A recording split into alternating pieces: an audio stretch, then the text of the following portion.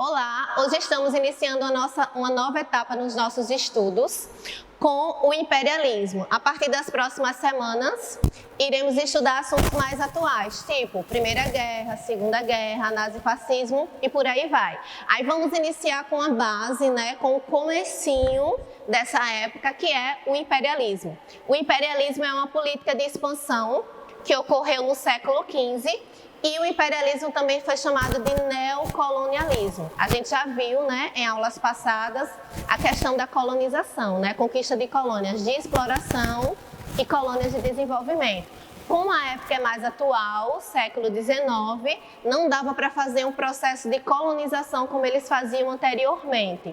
Então foi organizado o imperialismo. O imperialismo ele foi influenciado pela Revolução Industrial. Eles precisavam de novos mercados consumidores e precisavam de matéria-prima. Eles queriam produzir, queriam vender cada vez mais. A gente sabe que o produto industrializado ele é mais caro. Então, eles tinham que ter lugares que fornecessem essa matéria-prima, tanto em termos materiais como em termos humanos, Pessoas que trabalhassem, e aí eles pegavam essa matéria-prima e transformavam em produtos industrializados e faziam a venda e lucravam, que era o grande objetivo do século XIX, com o capitalismo, a questão do lucro. Aí a gente tem algumas regiões onde ocorreu o imperialismo. Na África, na Ásia e na América Latina. Como são regiões diferentes, eles utilizavam estratégias diferentes. Na África, por exemplo, existiam muitas tribos, muitos clãs, muitos grupos que eles tinham idioma diferente, cultura diferente, organização estrutural diferente. Alguns eram inimigos, então foi mais fácil fazer o processo imperialista na África. Na Ásia, eles tinham uma cultura muito fechada, principalmente na China, onde ocorreu com maior vigor o imperialismo. Então, eles tiveram que quebrar essa unidade, achar o elo fraco da corrente, quebrar a corrente para que eles pudessem se infiltrar na região e estabelecer o imperialismo. Na América Latina foi mais simples, através de empréstimos, acordos, não teve a necessidade assim muito forte de uma grande exploração ou de conquista de regiões. Aí vamos ao imperialismo na África.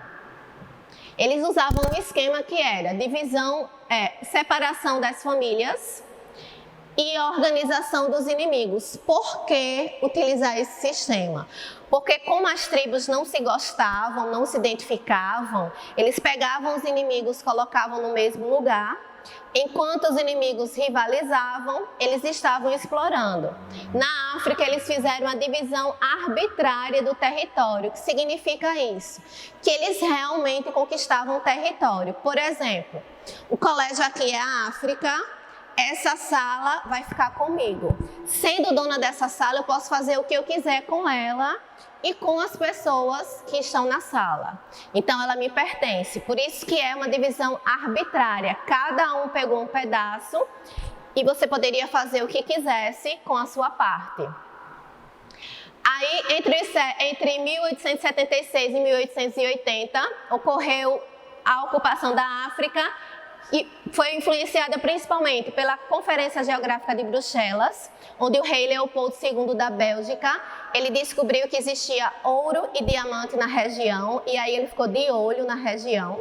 Ele criou uma espécie de estudos do Alto Congo, que era uma coisa humanitária, filantrópica, sem nenhum interesse. Só que não, Ele já sabia que tinha riqueza, então ele queria se infiltrar na região para poder conquistar essas riquezas. Aí, com as ações de Portugal, que passou a expandir o seu domínio em Moçambique, eles também descobriram fontes de riqueza nessa região. E com a política francesa de expansão entre Egito, Tunísia e Madagascar, que também chegou a identificar novas fontes de riqueza. Então, essas regiões, elas passaram a cobiçar a África e passaram a conquistar pedaços da África ou regiões da África. Aí foi feita a Conferência de Berlim, que dividiu a região da África entre esses grupos. Aí no livro de história tem um desenho que é bem marcante, que são os líderes, né, dos países, uma pizza e cada um ficando com a fatia de uma pizza, porque era mais ou menos assim. A região que você conquistava era sua, e aí você pode fazer o que quiser na sua região e com as pessoas que estavam na região. Então eles identificavam bem, né, com esse pedaço da pizza, porque com a sua fatia da pizza você pode fazer o que você quiser. Aí, pelas regras, aconteceu a ocupação da África pelas potências coloniais, aconteceu a divisão e eles não respeitaram a história, as relações étnicas, colocaram grupos inimigos junto, né, separaram famílias. E o que aconteceu na África foi tão marcante, tão profundo, que até a atualidade ainda tem o reflexo do que aconteceu. Tem uma dica de filme muito legal para vocês assistirem, que é Diamante de Sangue, com Leonardo DiCaprio. Ele é um filme mais atual, mas ele mostra assim como eles se relacionam, como eles vivem, que vem desde a época do imperialismo e até a atualidade ainda vigora esse tipo de organização. Aí a gente tem, né, a conferência, a gente tem a divisão, o mapa da África, ele foi redefinido, reorganizado. Então, cada pedacinho colorido pertence a um país. A gente vai ter como consequências demarcação de fronteiras, né, que são artificiais, eles vão reorganizar essas fronteiras, série de disputas étnicas. Em 1994, a gente teve o massacre de Ruanda, tem até o filme, que é um filme assim muito forte, porque eles mostram realmente como aconteceu, né? As tribos brigaram, aconteceu a morte de mais ou menos 1 milhão de pessoas, mais ou menos foram mortas, assassinadas nesse massacre, e eles pegavam foice, prendiam as pessoas no local e metia foice, cortavam cabeças, pedaços, e as pessoas ficavam esquartejadas e eles colocavam as pessoas em exposição. Então o filme ele mostra uma parte disso aí, mas chega a ser bem forte, as cenas são bem fortes do filme. Exploração econômica, né, gigantesca, e principalmente a questão da violência. Então, a violência ela se tornou uma coisa cultural. Desde aquela época eles praticaram a violência e em algumas regiões eles conseguiram se pacificar e em outras regiões eles continuam ainda com essa cultura da violência. Então, na África, o imperialismo aconteceu de forma mais rápida e, entre aspas, mais fácil, né? Divisão arbitrária do território. Então, se esse colégio fosse a África, essa sala seria minha e eu poderia fazer o que eu quisesse com a sala e com as pessoas.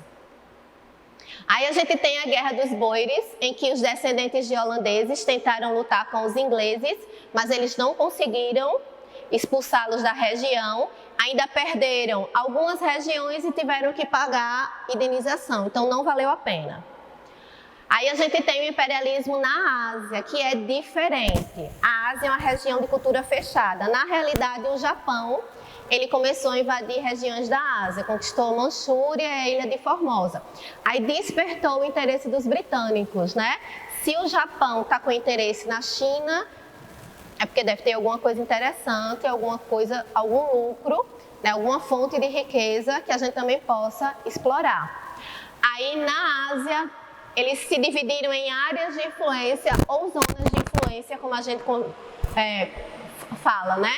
Existia o Porto de Cantão, que era um porto que controlava a entrada dos estrangeiros. Então, assim, a partir daqui para dentro, ninguém passa. Daqui para fora, a gente faz os acordos. Só que através do ópio, que era uma droga, que ela era feita com a papoula indiana, eles viciaram essas pessoas que tomavam conta do Porto de Cantão, conseguiram entrar na região, viciaram internamente, e aí os ingleses passaram a fornecer ópio.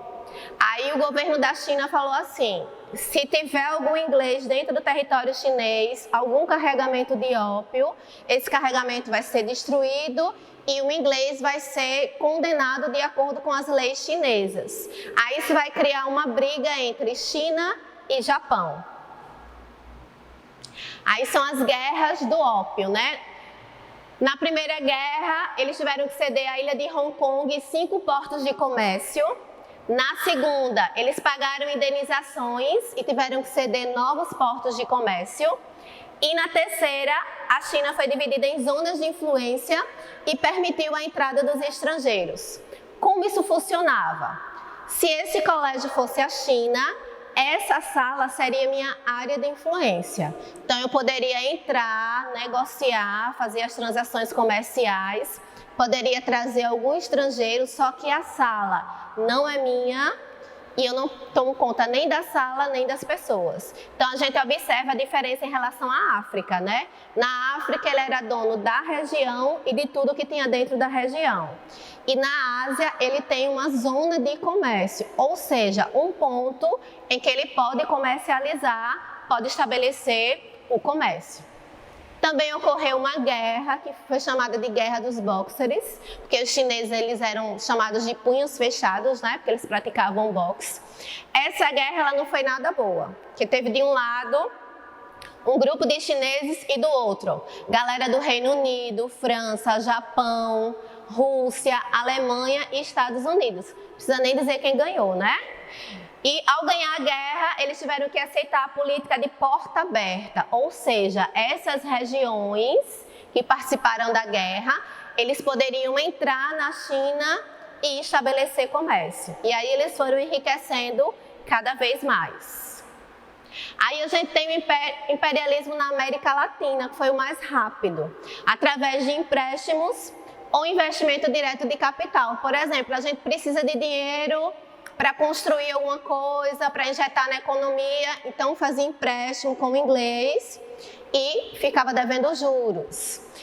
Eles querem abrir uma empresa inglesa aqui no Brasil, aí a gente permitia essa abertura, eles pagariam impostos menores ou seriam isentos de impostos, né? Então eles faziam acordos. Na América Latina foi o imperialismo mais simples e o imperialismo mais rápido. Então, dos 3 imperialismos, a gente tem na África, que é uma divisão arbitrária do território, que foi o mais violento, que eles conquistavam a região e as pessoas.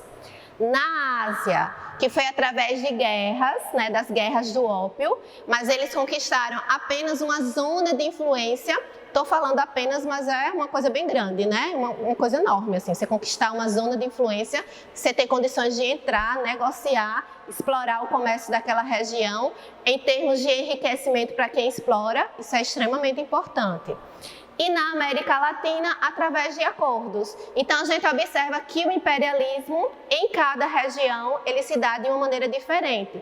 Por quê? Porque eles vão analisar a região, as pessoas que vivem na região e uma maneira de influenciar naquela região.